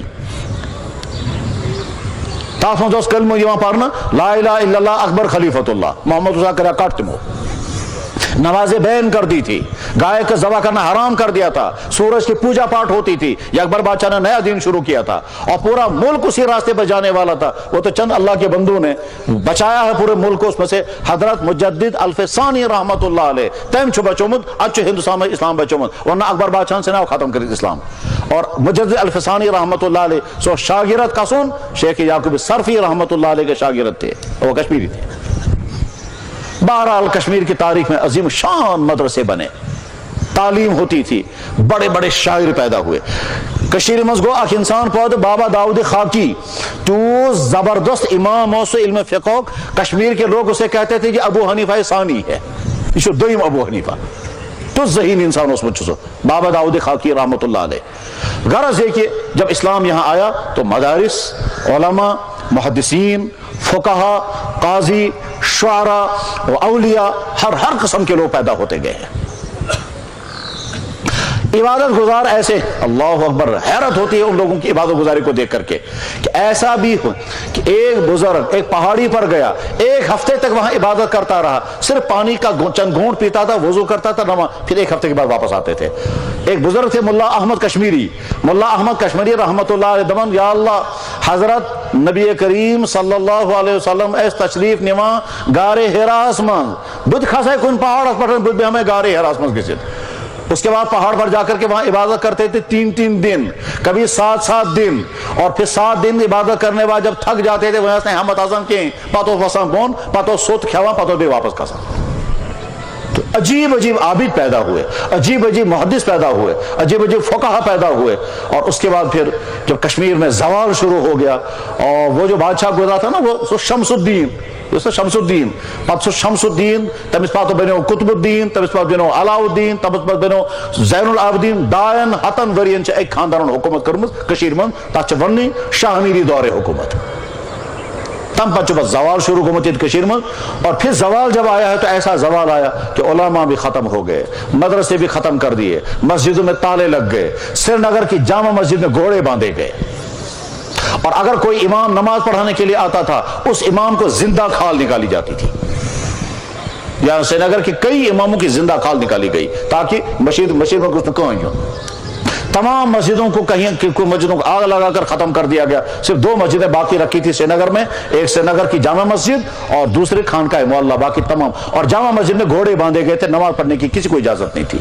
ये बीच में दौर आया है, शियों का दौर आया, फिर डोगरों का दौर आया, उससे पहले सिखों का दौर आया। बहुत ही भयानक तारीख चलती रही है। उस भयानक तारीख में सारे मदरसे खत्म हो गए, भयानक तारीख में औलिया पैदा नहीं हुए, उलमा पैदा, अगर कहाँ इल्म दीन पारा उस निबर गसित पारा। इस बीच में अगर आलिम पैदा हुए हैं, कश्मीर में पैदा नहीं हुए, बाहर जाकर पढ़ते थे, और कुछ लोग वापस आते थे, कुछ वापस भी नहीं आते थे। अल्लाह के नेक बंदे बाजे ऐसे थे। गुजरात में इलाका है पालनपुर, वो सारा बिदअतों में डूबा हुआ था। यहां कश्मीर से मौलाना नजीर हुसैन गए थे और पूरे पालनपुर के इलाके को बिदअत से निकाला। वो गए थे हज करने के लिए, और हज करने के लिए गए, वहां देखा सारे लोग तरह तरह की गुमराहियों में हैं। हज तो तुम तेती हम ये चाचे वहीं रहे, वो पूरा इलाका उन्होंने अपनी मेहनत से ठीक कर दिया और सारी बिदअत खत्म कर दी। आज भी पालनपुर के लोग जानते हैं कि कश्मीर से मौलाना नजीर हुसैन साहब तशरीफ लाए थे, उन्होंने हमारे इलाके को बुराइयों से पाक किया। हजरत अल्लामा अनवर शाह साहब इल्म पढ़ने के लिए यहाँ से बाहर गए, फिर वापस नहीं आए, फिर वहीं रहे। और अगर कश्मीर वापस आए होते तो वल्लाहु आलम अल्लाह ताला उनसे क्या काम लेता। यह सिलसिला इसी तरह से चलता रहा, न मदारिस थे न कुछ। उसके बाद फिर अल्लाह जल्ल शानहू का फजल हुआ कि इस तरह के मदरसे फिर कायम होने शुरू हो गए। ये मदरसों का सिस्टम बिल्कुल अनोखा सिस्टम है। असली दीनी तालीम इंतजाम करुन चो हुकूमत जिम्मेदारी, मगर इस्लामी हुकूमत की जिम्मेदारी है। इसलिए मुगल दौर असमस, मुगल दौर में मुगलों की तरफ से बाकायदा दीनी तालीम का इंतजाम भी होता था, और लोग भी अपनी तरफ से दीनी तालीम का इंतजाम किया करते थे। उस जमाने में दीन पढ़ने वाले तालिब इल्म अपने खाने का खुद इंतजाम करता था, अपने रहने का खुद इंतजाम करता था, और आलिम जो है उसे पढ़ा दिया करता था। लेकिन जब अंग्रेजों का मनहूस दौर यहाँ आया और उसका फिर सारा अंग्रेज हिंदुस्तान तमो कराओ इरादो कि पूरे हिंदुस्तान गैसी क्रिश्चियन स्टेट बनून, ये सारी ईसाई बने, और वो सारे ईसाइयत के सैलाब फैलाने के लिए उन्होंने जो प्लान बनाया था वो बहुत ज्यादा खतरनाक प्लान था। पहला प्लान था जितने उलमा इन तमाम उलमा को कत्ल कर दो, तो 50,000 उलमा को उन्होंने कत्ल कर दिया ताकि ये कहाँ इस्लाम वन वो रोजो नहीं बंदिश। तमाम इस्लामी मदारिस बंद कर दिए, और पादरी अगर ऐलान करके कहते थे इस्लाम गलत है। दिल्ली की जामा मस्जिद में लोग नमाज पढ़कर निकलते थे, पादरी खड़ा तो मैंने कहा चो नमाज पढ़ा तो हम दीन चो गलत, तो हम नबी थी गलत, नौज़ुबिल्लाह मिन ज़ालिका। और मुसलमान कुछ नहीं कह सकते थे क्योंकि अंग्रेजों का दौर था, अंग्रेज का जालिमाना हुकूमत थी, और पादरी खुल्लम खुल्ला ऐलान करते थे तुम्हारा इस्लाम गलत है। उस वक्त हमारे उलमा में से जो आलिम मुकाबले में खड़ा हुआ उसका नाम था मौलाना रहमतुल्लाह कहरानी। तैम करा तुम चैलेंज, मैं तुमसे बहस करने के लिए तैयार हूं। उसके बाद फिर मनाजरा हुआ था आगरा के अंदर। उस आगरा के मनाजरे में दुनिया का सबसे बड़ा पादरी शकस्त कहा गया, और सारी दुनिया की ईसाइयों को पैगाम मिल गया, इस्लाम के मुकाबले में ईसाई टिक नहीं सकी। वो आलिम था मौलाना रहमतुल्लाह कहरानी। उसके बाद फिर इस्लाम के बचाने के लिए मदरसों का सिलसिला शुरू किया गया कि साहब हम ऐसा मदरसा कायम करेंगे, लोगों से कि लोगों तुम्हारे ही बच्चे, तुम्हारा ही चंदा, तुम्हारी ही मेहनत, ہم تمہارے بچوں کو دین پڑھائیں گے، یہ واپس آ کر تمہاری سوسائٹیوں میں پہنچیں گے، کوئی تمہارا امام بنے گا، کوئی تمہارا استاد بنے گا، یہی تمہارے نکاح پڑھائیں گے، یہی تمہارے جنازے پڑھائیں گے، یہی تمہیں سنت سکھائیں گے، یہی واعظ و تبلیغ کریں گے۔ امت سے افراد لینا، امت سے ان کے کھانے کا انتظام کروانا اور تیار کر کے امت کو واپس دے دینا، بس یہ ہے وہ مدرسوں کا سلسلہ۔ اور اس کا نتیجہ یہ ہوا کہ 150 سالہ انگریزوں کی ظالمانہ تاریخ کے باوجود ہندوستان سے اسلام مٹ نہ سکا اور مٹ بھی نہیں سکتا، وجہ بنی اسلامی مدارس۔ ورنہ اگر مدارس نہ ہوتے تو پورا بر صغیر اسلام سے محروم ہو چکا ہوتا۔ ان مدارس نے اسلام کو اتنا پختہ کر دیا۔ یہی وجہ ہے کہ آج کے ہندوستان کے مسلمان معاشی طور پر مصیبتوں میں یقیناً، سیاسی طور پر تباہ حال یقیناً، مگر اپنے دینی اعتبار سے بالکل پختہ ہیں۔ اس لیے پختہ ہیں ان کے بعد اتنے مضبوط مدرسے ہیں کہ مسلمان ملکوں کے بعد بھی ایسے مضبوط مدرسے نہیں ہیں۔ ان کے پاس اتنی مضبوط تبلیغ ہے کہ مسلمان ملکوں کے بعد ایسی مضبوط تبلیغ نہیں ہے۔ اور اگر کہیں مسلمان ملکوں میں مثلا پاکستان یا بنگلہ دیش میں مدرسے ہیں، وہ ہندوستان کے مسلمانوں سے سیکھ کر کے انہیں بنائے ہیں۔ ان مدارس کے ذریعے سے اس طرح سے اسلام چلتا رہا۔ بعد میں اب کشمیر میں بھی اللہ تعالیٰ شاہ نے یہ شکل پیدا کر دی کہ پچھلے 30-40 سال کے عرصے میں مدارس یہاں بھی قائم ہونے شروع ہو گئے۔ انہی مدارس کا سلسلہ ہے، ہر جگہ کوئی نہ کوئی مدرسہ۔ مدرسوں سے نکل کر آنے والا وہ عالم آتا ہے، وہ کسی جگہ اسلامی ادارہ قائم کرتا ہے، وہاں کے عوام سے کہتا ہے بچے بھی آپ کے ہی، کھانا بھی آپ ہی کو دینا ہوگا، زمین بھی تم ہی لوگ مہیا کرو۔ وہ بیچارہ خود در در پھرتا ہے، چندہ بھی کر کے لاتا ہے، بچوں کو بھی جمع کرتا ہے، ان کو پڑھاتا بھی ہے، ان کو کھلاتا بھی ہے، ان کو سلاتا بھی ہے، سارا کچھ کر کے پھر عالم بنا کر کے واپس بھیج دیتا ہے۔ ہمارے بزرگوں میں سے حضرت مولانا مفتی محمود حسن نور اللہ برکاتہ، انہوں نے فرمایا کہ مجھے جناب رسول اکرم صلی اللہ علیہ وسلم کی خواب میں زیارت ہوئی۔ حضرت نے فرمایا تعلیم اور تبلیغ یہ دونوں کام کرتے رہنا، جنت میں میرے ساتھ آ جاؤ گے۔ بہرحال مدارس کی تاریخ ہے، اسی غرض کے لیے مدرسوں کے جلسے ہوتے ہیں تاکہ عام مسلمان دیکھ سکیں کہ مدرسہ ہوتا کیا ہے۔ اور آج کے زمانے میں تو مدرسوں کے خلاف طرح طرح کے الزامات لگتے ہیں، اور جو الزام لگانے والے وہ بھی جانتے ہیں یہ الزام ہے صرف۔ میرے بھائیو بہت عجیب مرحلہ آتا ہے وہ کیا، جب غیر سمجھتے ہیں یہ مدرسہ کیا چیز ہے، اپنے کہتے ہیں یہ بیکار ہے، وہ دوسرے سمجھتے ہیں یہ کیا چیز ہے، کہ جب تک یہ ہیں تب تک اسلام کو ہلانا مشکل ہے۔ کیوں؟ ان کے ذریعے سے مسلمانوں کے عقائد، عبادات، معاشرت، رہن سہن، اسلام کی تعلیم، مسجدیں آباد، قبرستانات، یہ سب کچھ چلتا رہے گا جب تک یہ ہیں، اور جب یہ ختم ہو جائیں گے اس کے بعد پھر مسلمان چاروں طرف سے ہوں گے اسلام سے خالی۔ جیسے بہت سارے مسلمان ملک ہیں، تعجب کھاتا ہے آدمی، ایک مسلمان ملک سے درخواست آئی مسلمانوں کی طرف سے، ہمارے پاس امام نہیں ہے، امام بھیجیے۔ مسلمان ملک سے درخواست بھیجی جا رہی ہے، کیوں؟ اس سے دینی تعلیم پڑھنے کا کوئی انتظام ہی نہیں ہے، حتیٰ کہ نادرہ قرآن پڑھانے والا بھی نہیں ملتا۔ یہ جو مولانا رحمت اللہ کیرانوی جس کا تذکرہ میں نے کیا، مولانا رحمت اللہ کیرانوی جس نے مناظرہ کیا تھا پادریوں کے ساتھ اور انگریز حکومت پیچھے تھی اور وہ شکست کھا گیا تھا، یہی مولانا رحمت اللہ کیرانوی تشریف لے کے مکہ شریف اور مکہ مکرمہ میں انہوں نے مدرسہ قائم کیا، مدرسہ سہولتیہ۔ خانہ کعبہ میں امام نہیں مل رہے تھے، مدرسہ سہولتیہ سے امام لانے پڑے۔ ایسا دور بھی بیچ میں گزرا ہے کہ کعبہ شریف کے امام لائے جاتے تھے مدرسہ سہولتیہ سے، اور ان کی فہرست بنی ہوئی ہے، یہ ہے فلاں عالم جو خانہ کعبہ کے امام بنا، پڑھا ہوا تھا مدرسہ سہولتیہ سے، یہ ہے فلاں شخص جو خانہ کعبہ کے اتنے زمانے تک امام رہا، یہ پڑھا ہوا تھا مدرسہ سہولتیہ کا۔ اور مدرسہ سہولتیہ قائم کیا ہندوستان سے جا کر ایک آدمی نے، جن کا نام تھا مولانا رحمت اللہ کیرانوی۔ تو میرے بھائیو، دینی مدرسوں کا مقصد یہ ہے کہ ہمارے بچے دینی تعلیم پڑھیں، اور خاص طور پر اس لیے بھی کہ مسلمان غیر مدرسے والے کہتے ہیں مسلمانوں تم میں سے کچھ سائنس پڑھ رہے ہیں، کچھ میڈیکل پڑھ رہے ہیں، کچھ نان میڈیکل پڑھ رہے ہیں، کچھ کالجوں سکولوں میں ہیں، کچھ عدالتوں میں ہیں، کچھ بزنس کر رہے ہیں، ٹھیک ہے، ہم اسلام پڑھیں گے، اسلام پڑھ کر کے افراد تیار کریں گے، دینی رہنمائی تمہیں یہاں سے ملے گی۔ تمہیں صحت خراب ہوگی تو ڈاکٹروں سے مدد لو گے، دین چاہیے تو مدرسوں سے مدد لو گے۔ مدرسے تمہاری ہر طرح کی رہنمائی کرنے کے لیے تیار ہے، دین کے جس شعبے کی رہنمائی چاہیے۔ انسان کی زندگی کا اہم ترین شعبہ عبادات کا ہے، نظام عبادت کیا ہے مدرسوں کے ذمہ معلوم ہوگا۔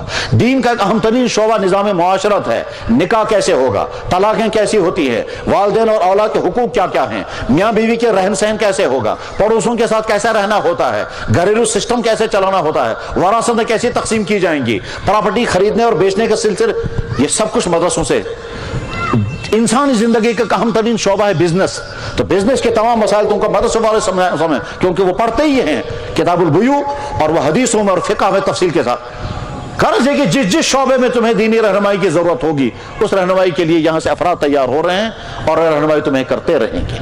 मेरे भाइयों, दीनी मदरसों के जलसों का एक मकसद यही होता है कि उम्मत के सामने आ जाएं कि भाइयों तुमने जो बच्चे दिए थे वो बच्चे, कोई बच्चा आज हाफिज बना है, आगे चलकर ये आलिम बनेगा, ये बोलने वाला होगा, इसके कलम से दीन को फायदा होगा, इसकी जुबान से दीन को फायदा होगा, ये कहीं हिफाजत दीन का काम करेगा, कहीं इशाअत दीन का काम करेगा, कहीं बातिल का मुकाबला करेगा, कहीं कंफ्यूजन दूर करेगा, कहीं इकामत दीन तनफीज दीन का काम, कहीं तहक़ीक़ दीन का काम करेगा। तहक़ीक़ दीन का मतलब क्या होता है? नए मसाइल सामने आ गए, उनको हल करना है। वो हल कैसे होंगे? उस मसाइल को हल करने के लिए जितना इल्म चाहिए, वो जब तक वो इल्म नहीं होगा तब तक वो हल नहीं हो सकते हैं। तहक़ीक़ दीन। और आज के जमाने में हजारों नए मसले सामने खड़े हैं। सासबेज मसला नहीं खड़ा जब हल कारिंचे और सच उलमा जिम्मेदारी अवाम है करते मसला समझते ना, ऐसे टफ मसाइल और जिंदगी हर सियासी मसाइल हजारों हैं, माशी मसाइल हजारों हैं, मेडिकल लाइन से हजारों मसले आ रहे हैं।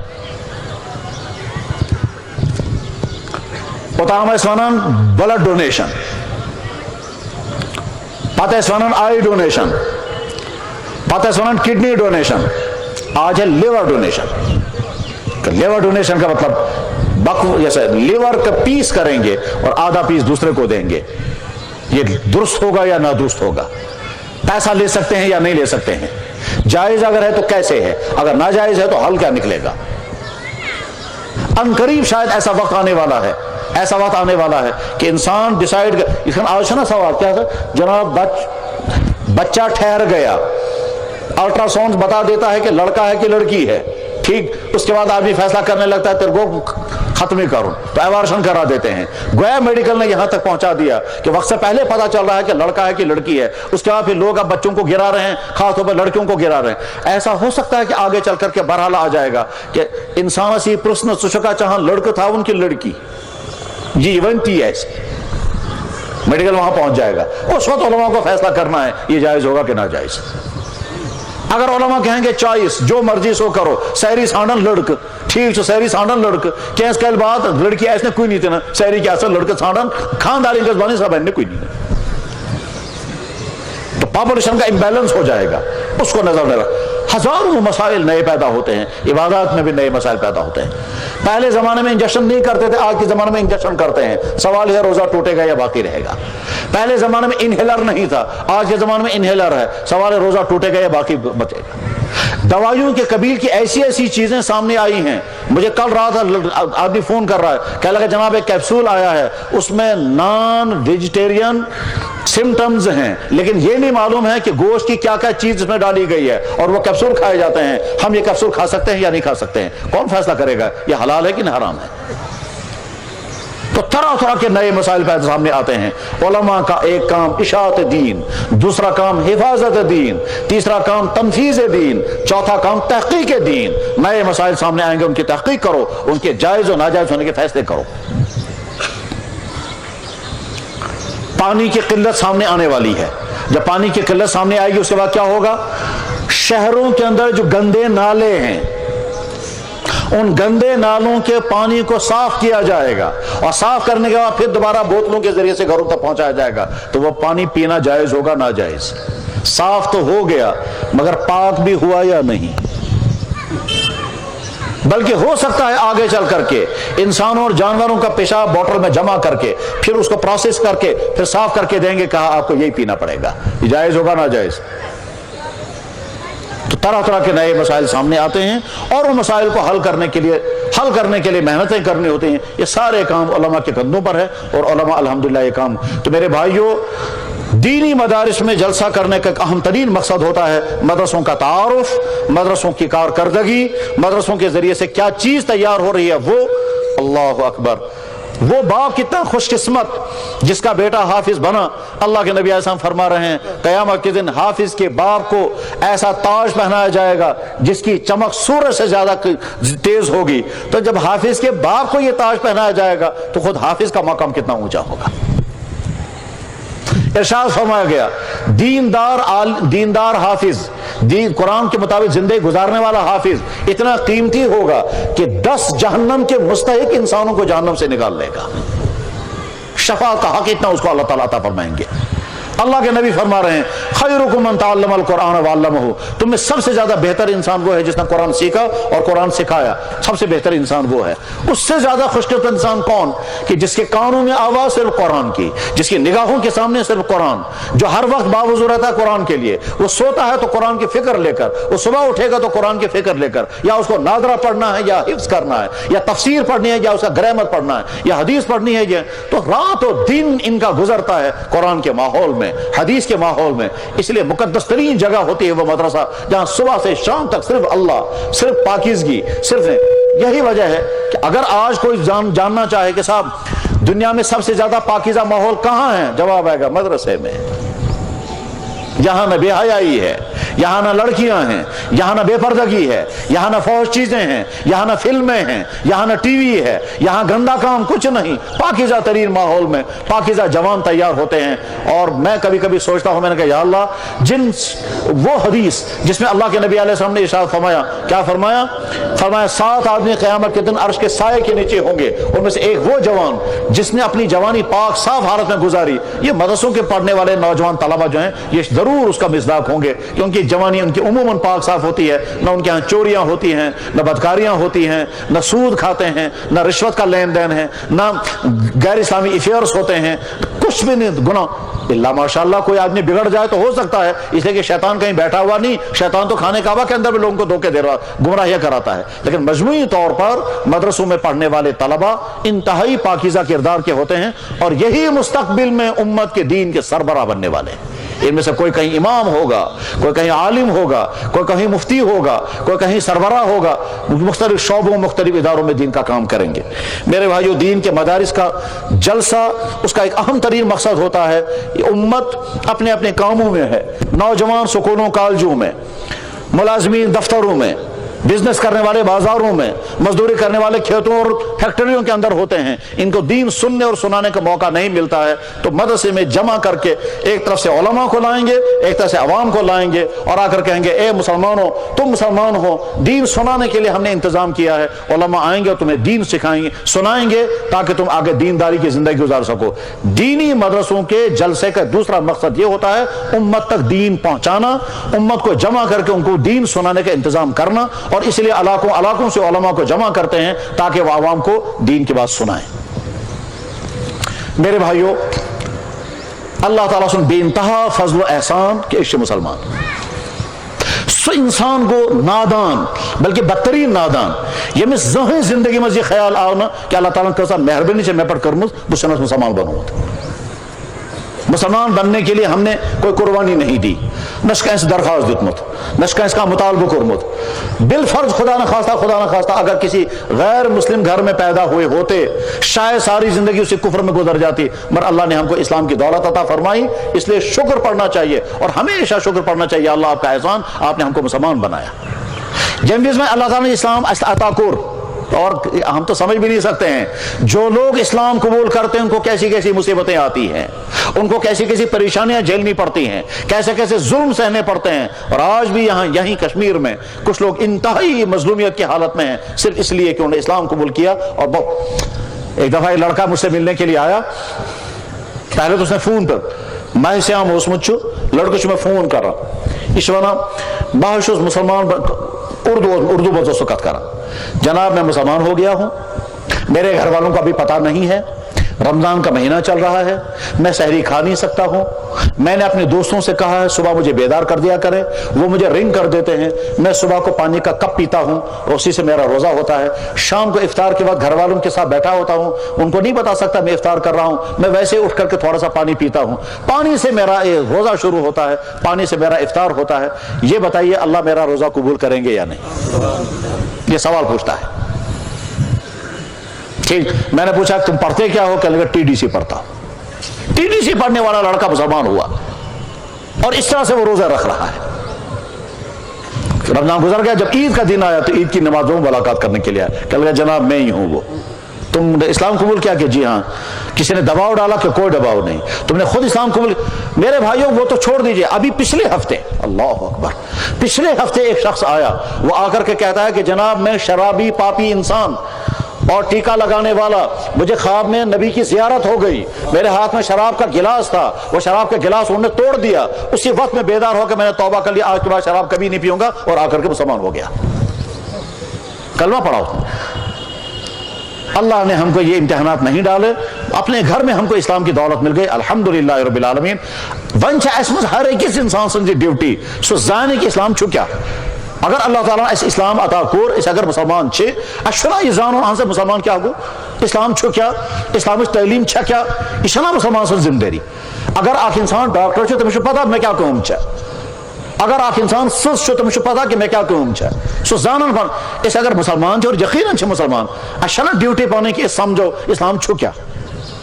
میرے بھائیو علماء یہی سمجھانا چاہے اسلام ہے کیا، لیکن شارٹ میں اگر کوئی بتانا چاہے تو میں کہہ سکتا ہوں کہ اسلام کچھ چیزیں ماننا،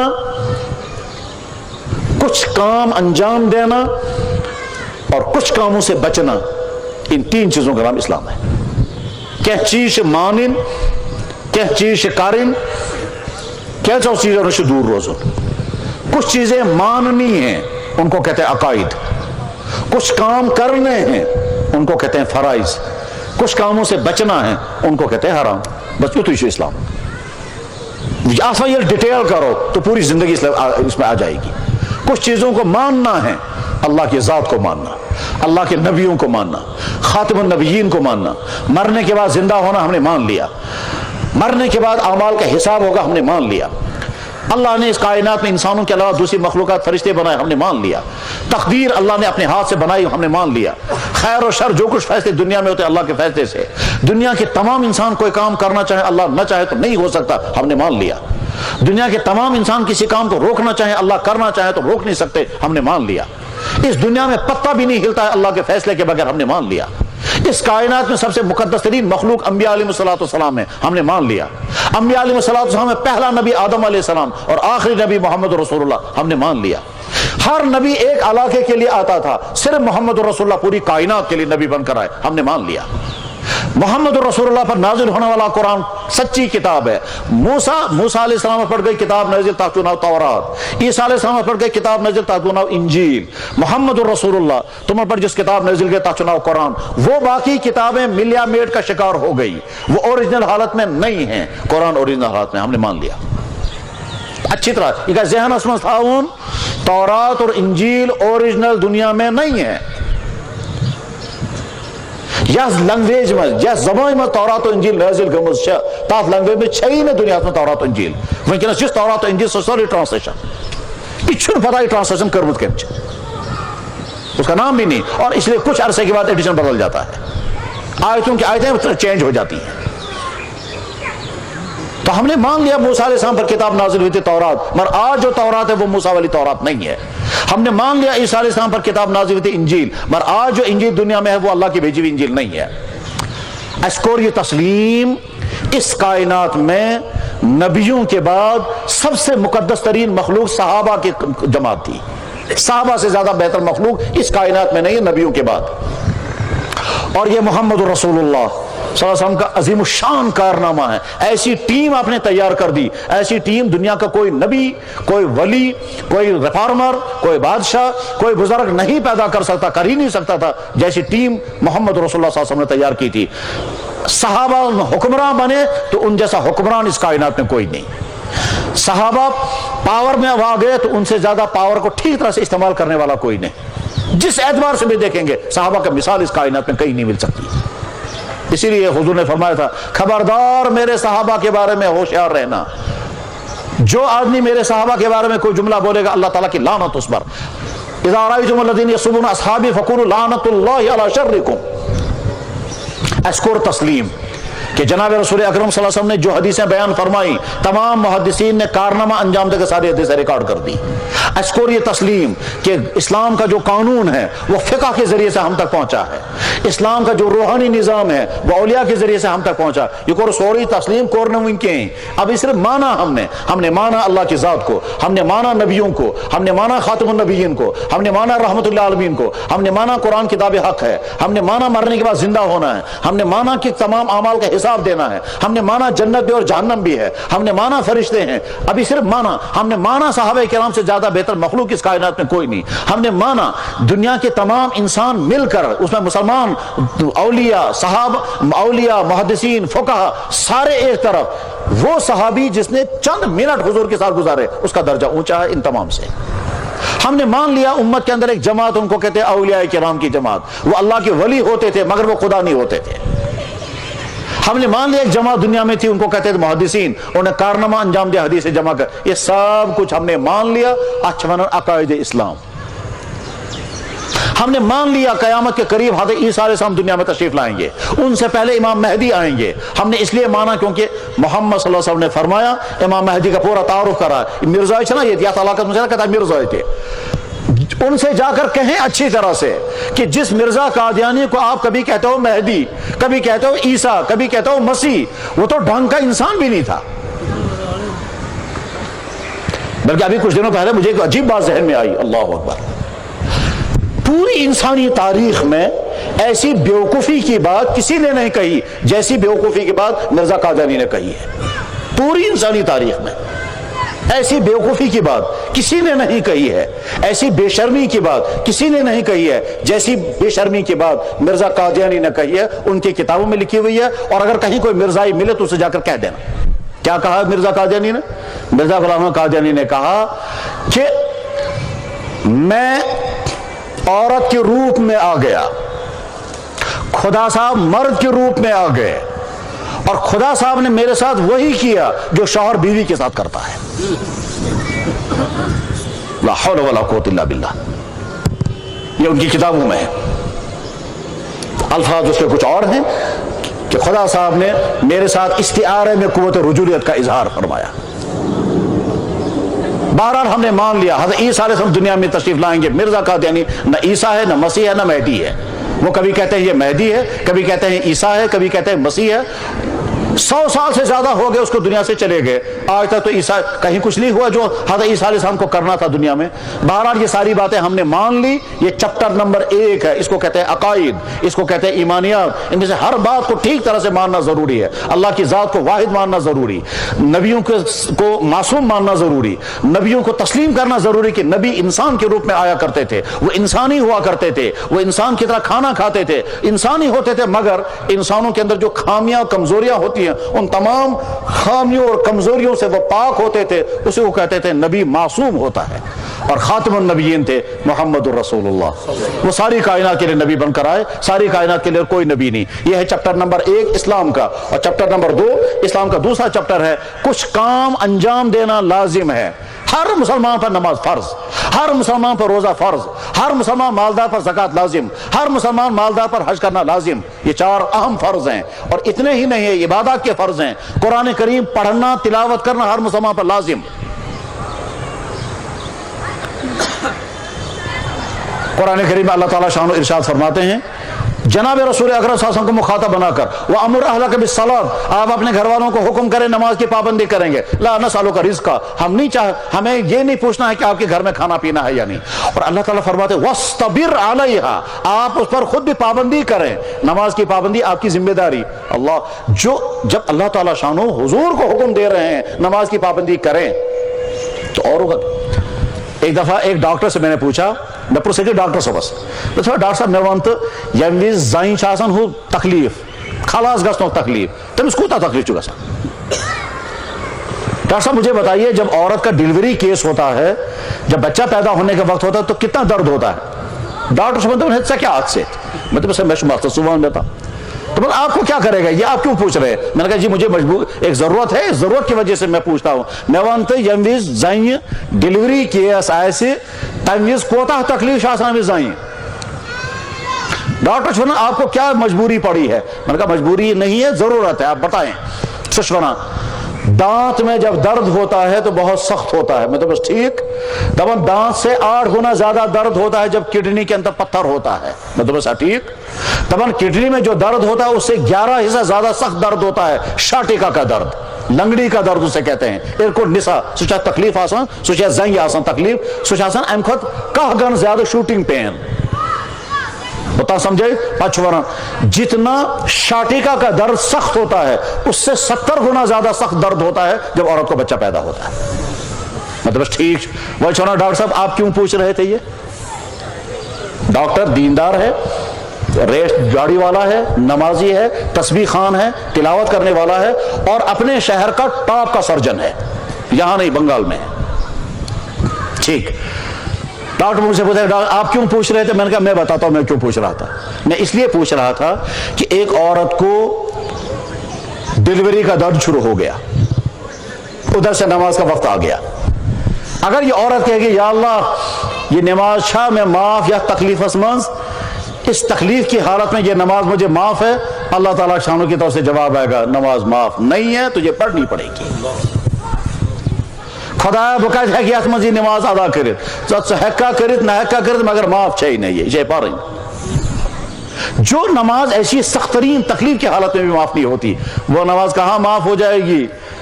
عورت کہ مجھے برتن صاف کرنے ہیں، مجھے کپڑے دھونے ہیں، مجھے یہ کرنا ہے، ان عذروں کی وجہ سے نماز کیسے معاف ہو سکتی ہے؟ مردوں کی زندگی میں سب سے زیادہ مشکل ترین وقت کون سا ہوتا ہے؟ کہ جب جنگ ہو رہی ہو اور بارش کی طرح سے گولیاں برس رہی ہوں، وہ ہے سب سے مشکل ترین وقت مردوں کے لیے۔ جس وقت مرد یہ سمجھیں گے اگر ہم نماز کے لیے کھڑے ہو جائیں گے تو دشمن ہمارا گلا کاٹ دیں گے، ہم میں سے ایک بھی باقی نہیں بچے گا اگر ہم نماز کی طرف کھڑے ہو گئے، وہ وقت سب سے مشکل ترین وقت ہوتا ہے، ٹھیک۔ ایسی حالت آ گئی، کیسی حالت آ گئی کہ صاحب اگر نماز کی طرف متوجہ ہو گئے تو قطر بطر سنن کرے تنوی شما یہ مرد ونن ہے نماز چھا معاف، اس ایسی حالت میں نماز معاف ہے؟ جواب ہے نماز معاف نہیں ہے، پڑھنی پڑے گی۔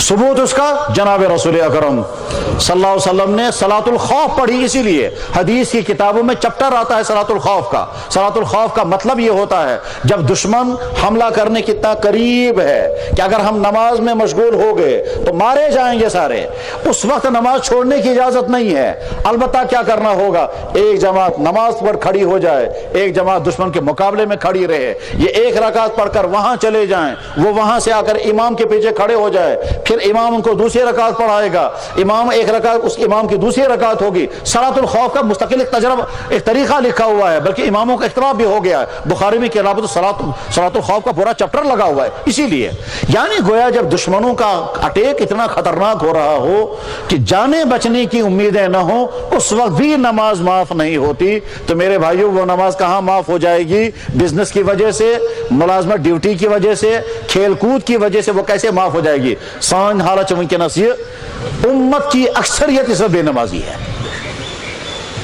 نماز ہر مسلمان پر فرض، روزہ ہر مسلمان پر فرض، کوئی مسلمان جو نا یہ روز معاف ہے گژھت سوائے اخ سہ گو تتھس بجرس من ییٚلہِ کانٛہہ انسان واتہِ تتھس بجرس مز کہ سہ چھُنہٕ ہٮ۪کان وۄنۍ روزدر بِہتھٕے نہٕ، تٔمِس ہیٚکہِ روزٕ معاف گٔژھِتھ، تٔمِس چھُ آسان فدیہ ادا کرُن، ورنہ ہر مسلمان پر روزہ لازم۔ عورت کو بھی روزہ معاف، نماز تو عورت کو معاف ہو جاتی ہے ایام حیض میں، عذر کٮ۪ن دۄہن چھِ نماز گژھان معاف زین، باقین دۄہن نہ، مگر روز چھُنہٕ تِمن تہِ معاف۔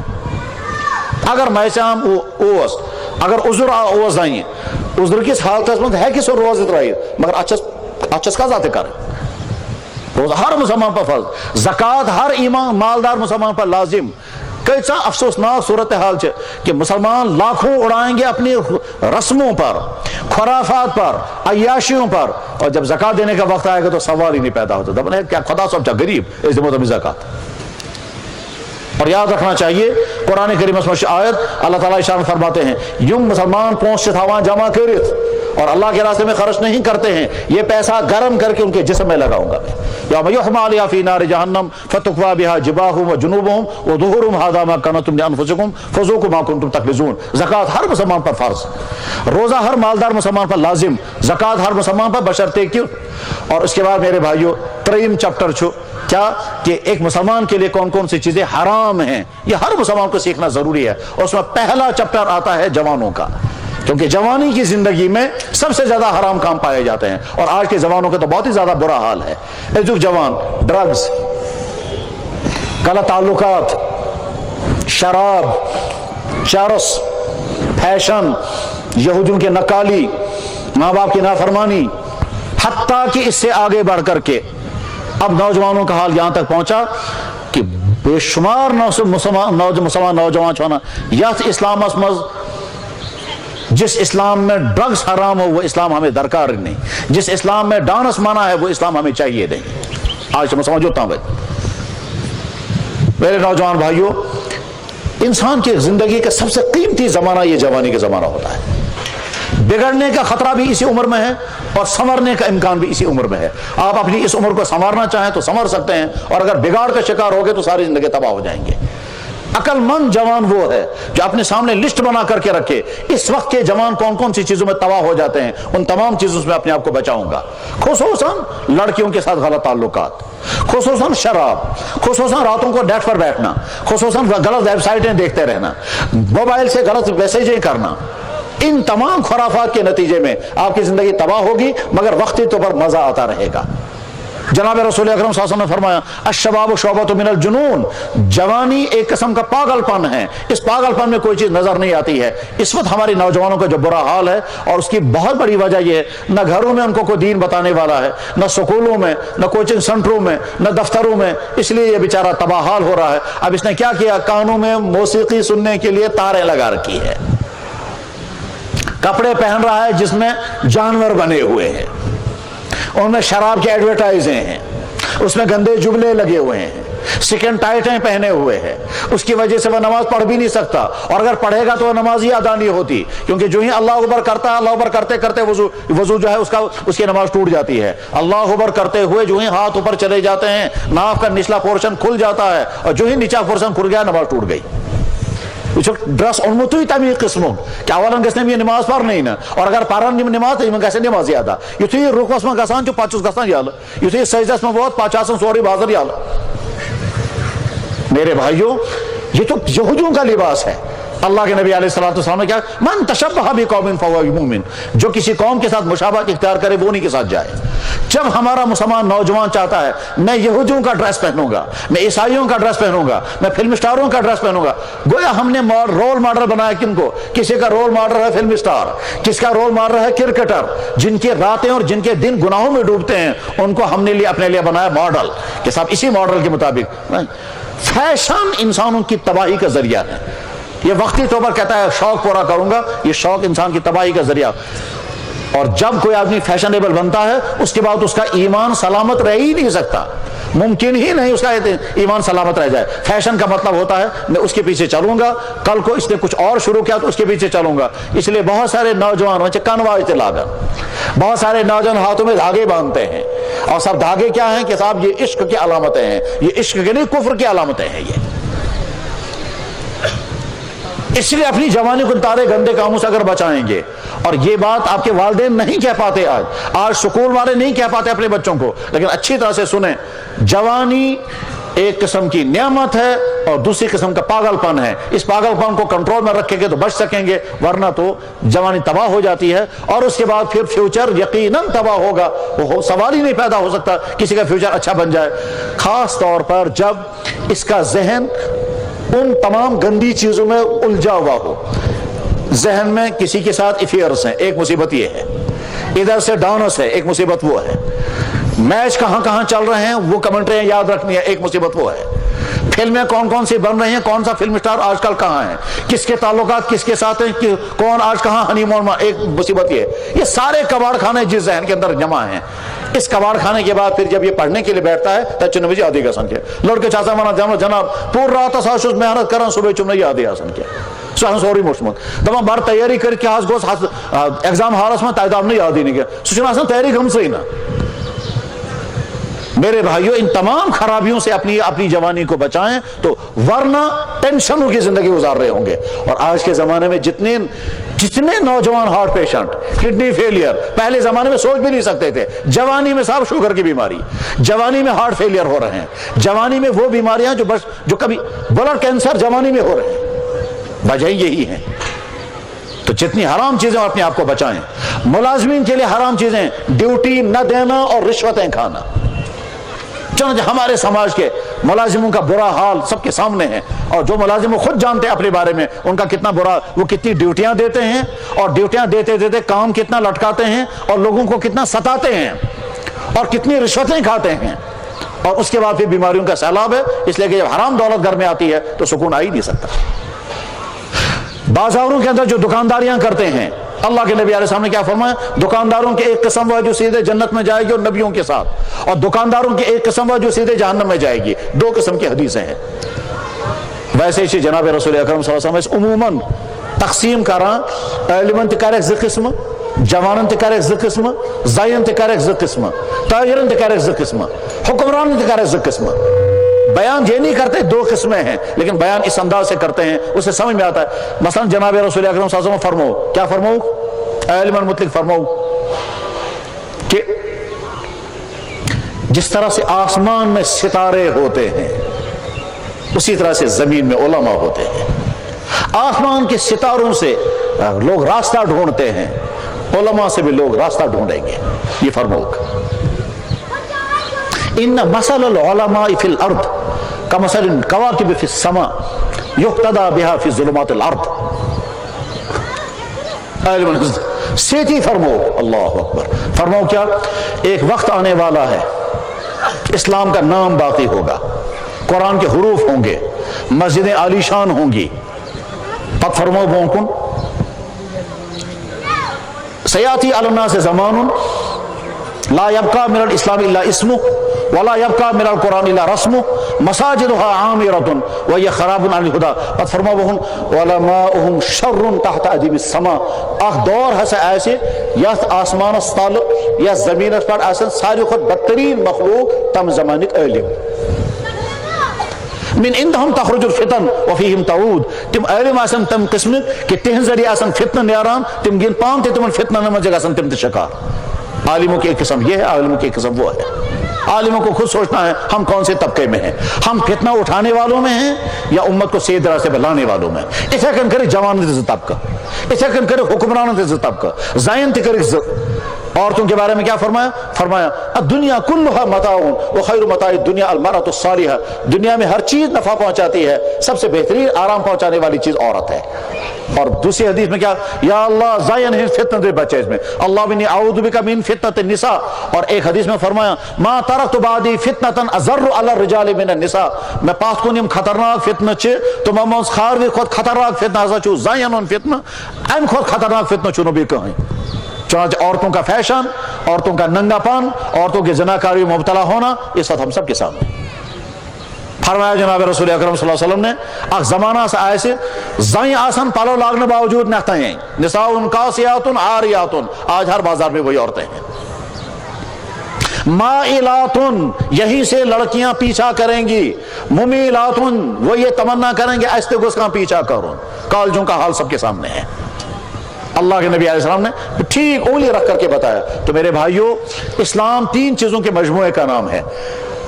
کچھ حقائق کو ماننا ہے تو منچون ایمانیات, کچھ اعمال انجام دینے ان کو کہتے ہیں فرائض, اور کچھ چیزوں سے بچنا ہے ان کو کہتے ہیں حرام.